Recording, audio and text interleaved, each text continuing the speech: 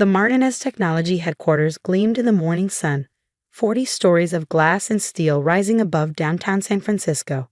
I stood in my father's office, staring out at the city sprawl while he delivered the news that would change everything. "David, you have to understand," he said, not meeting my highs. "The board needs someone with more traditional qualifications." Traditional qualifications? I turned from the window, my voice tight. "I have a PhD in computer science from MIT. I've developed 3 of our most successful security protocols. And Michael has an MBA from Harvard." My father countered, shuffling papers on his desk. "He understands the business side, the financial aspects." Michael? My cousin, who'd spent more time networking at country clubs than learning about technology, who'd never written a line of code in his life, and now he was taking my position as Chief Technology Officer. "This is about the quantum encryption project, isn't it?" I asked quietly. Dad's shoulders tensed. "Your ideas are too experimental, too risky. Michael has a solid plan for conventional security solutions that our clients understand. Conventional solutions won't protect against quantum computing threats," I argued. "Within 5 years, every current encryption method will be obsolete. My system is theoretical and untested." He cut me off. "The board has made their decision. Michael takes over next week." I stood there, absorbing the betrayal.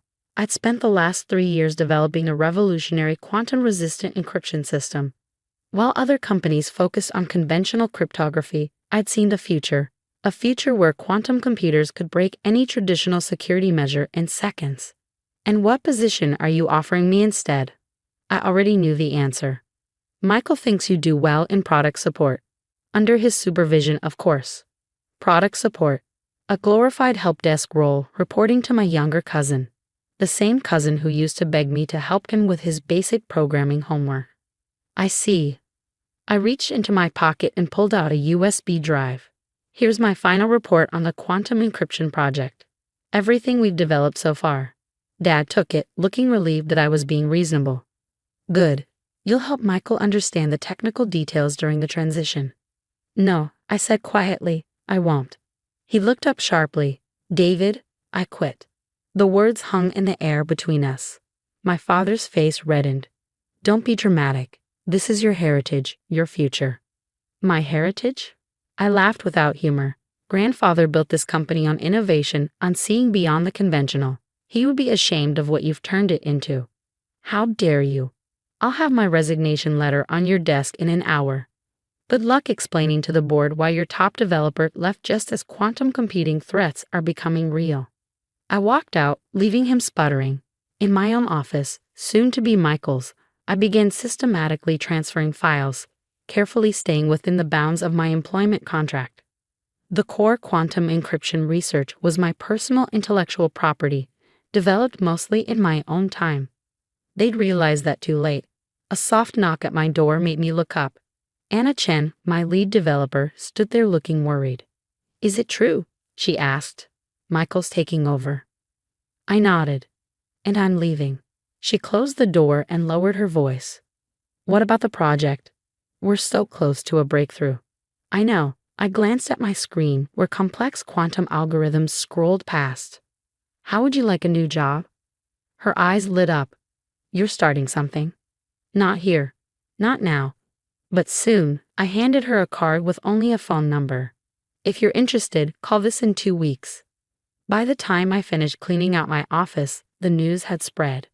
Developers stopped by, some offering sympathy, others looking panicked about their project's future. Michael swaggered past my door twice, already measuring for new furniture. I left Martinez Technology for the last time at sunset, carrying a small box of personal items. My encryption research, the real breakthrough work, was secured elsewhere, along with the true quantum algorithms I'd never shared with the company. That night, in my apartment overlooking the bay, I made 2 calls. The first was to Dr. Sarah Wong at the National Security Agency's Quantum Computing Division. "We've been discussing my research for months. I'm out," I told her. "They chose conventional security over innovation." "Their loss," she said immediately. "Our offer still stands. Full funding, complete autonomy, and the NSA's quantum lab at your disposal. I'll need my own team." "Of course. When can you start?" The second call was to my grandfather, retired now, but still sharp as ever. They gave it to Michael, I said without preamble. Grandpa was quiet for a moment. Your father always did prefer the safe path. Your grandmother, she was the real innovator in the family. She'd be on your side. I'm not giving up the research, I told him. I'm just taking it elsewhere. Good. His voice strengthened.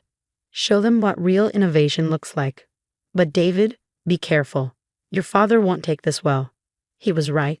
The next morning, my phone exploded with messages. Dad, you're making a huge mistake. Come back and we'll discuss options. Michael, don't be bitter just because I'm more qualified. Mom, please, honey, don't throw away your future over pride. I ignored them all and focused on my plans. Within 2 weeks, I had an office set up in a secured NSA facility outside Washington, D.C. Anna and 3 other top developers from Martinez joined me. Dr. Wong gave us access to the most advanced quantum computers in the world. We worked in complete secrecy. As far as the tech world knew, I'd taken a research position at a minor university. Martinez Technology announced Michael's promotion with great fanfare, their stock price rising as he promised reliable, proven security solutions. 6 months passed. While Michael implemented his innovative conventional encryption, mostly recycled algorithms with fancy new names, we made breakthrough after breakthrough. The first test of our quantum-resistant system exceeded all expectations. Even the NSA's most powerful quantum computer couldn't crack it. Dr. Wong was ecstatic. This changes everything, she said, staring at our results. Every digital system, every network, every database. They'll all need this protection once quantum computers become widespread. I thought of Martinez Technology still selling soon-to-be obsolete security solutions to unsuspecting clients. Part of me wanted to warn them, but I remember my father's dismissal, Michael's smug superiority. Let them learn the hard way. 1 year into our research, the quantum computing threat became real. Google announced a breakthrough, a quantum processor that could break traditional encryption in hours instead of years. The tech world panicked. Security stocks plummeted. Martinez Technology's stock dropped 40% in a single day. My father appeared on CNBC, sweating as he assured investors that their security solutions were adequate for current threats. I watched the interview from my office, where we were putting the finishing touches on our quantum-resistant encryption system. Anna brought in champagne. Ready to show the world what real innovation looks like, she asked. I shook my head, smiling. Not yet. First, let's watch them realize how badly they need us. The next few months were chaos in the tech security industry. Major companies discovered their encryption could be broken by emerging quantum systems. Banks, governments, and corporations scrambled for solutions. Martinez Technology, under Michael's leadership, announced a quantum security initiative that was nothing more than minimally modified classical encryption. Their stock fell another 30%. Then we made our move. The NSA publicly announced a breakthrough in quantum-resistant encryption, developed by a classified research team. They would license the technology to private companies for implementation. Every major tech firm bid for the license, including, ironically, Martinez Technology. I sat in on their presentation, hidden behind mirrored glass as Michael fumbled through technical questions he couldn't understand. My father looked considerably grayer than when I'd left, the strain of their failing security division showing on his face. Why should we choose Martinez Technology? Dr. Wong asked them. Your company has shown little innovation in quantum security. We have a proud history of security solutions, my father began, but Michael interrupted. And we recently hired a quantum computing expert from IBM, he boasted. Dr. Harrison will lead our implementation team. I had to bite back a laugh. Dr. Harrison was known in the field for his skepticism about quantum threats. Another conservative choice, another step backward. After they left, Dr. Wong turned to me. Ready to reveal yourself as the project leader? I thought about it. The temptation to see their faces when they realized the truth was strong. But I had a better idea. Not yet, I said. First, let's make them beg for our technology. Then we'll show them who really owns the future of security. Back in my office, I pulled up the preliminary patent applications for our quantum encryption system. Soon, very soon, Martinez Technology would discover that their industry's salvation came from the person they dismissed as unqualified. But first, They would learn just how vulnerable their conventional wisdom had left them and their clients. I opened my laptop and began typing a message to Dr. Wang, outlining the next phase of our plan. On my screen, quantum algorithms danced, protecting secrets in ways my father and Michael could never understand. They'd wanted traditional qualifications. I'd given them a quantum revolution instead. The quantum security crisis hit faster than anyone predicted. 3 months after our meeting with Martinez Technology, a Chinese quantum computer successfully broke a major bank's encryption in just 6 hours. The global financial system trembled.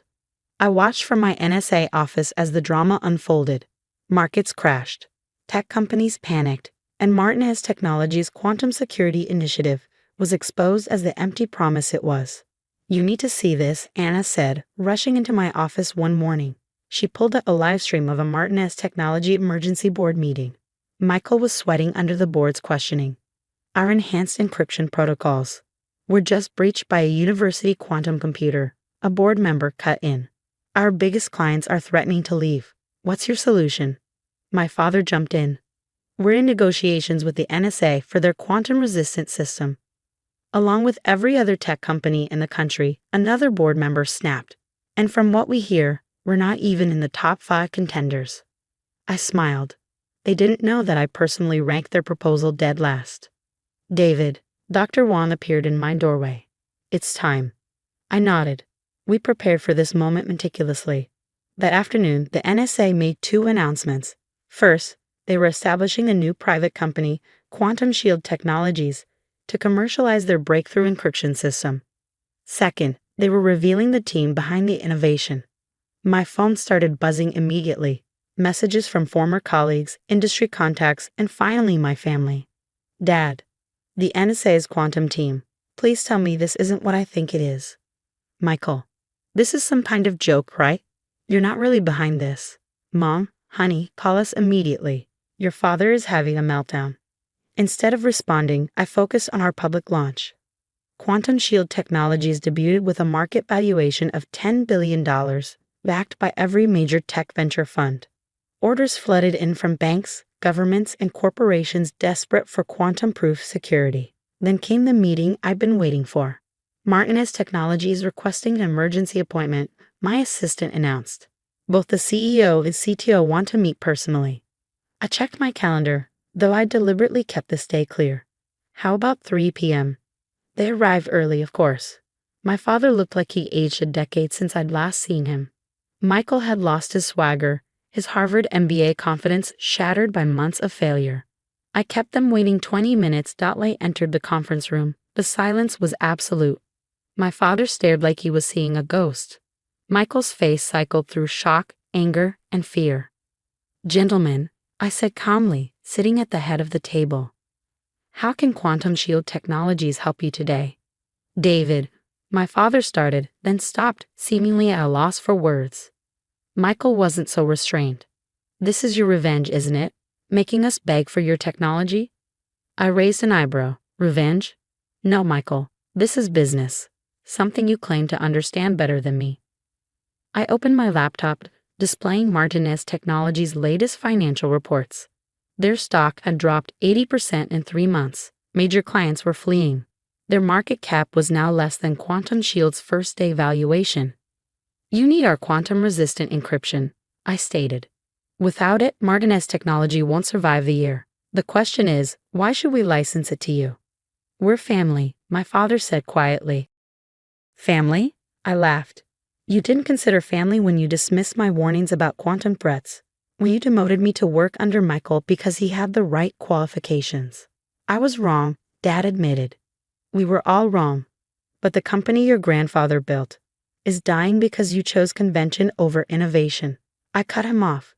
"Just like you said I wasn't qualified, now Martinez Technology isn't qualified to handle our technology." Michael leaned forward desperately. "Name your price. Whatever you want." I pulled out a document I had prepared for weeks. "Actually, I have a counter-proposal." They read it in silence. The terms were brutal. Quantum Shield would acquire Martinez Technology at a fraction of its former value. The entire board would resign.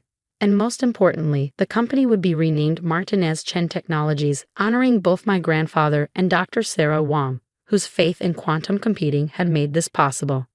This is corporate suicide, Michael protested. No, my father said suddenly. This is salvation. He looked at me with something like pride, though it came far too late.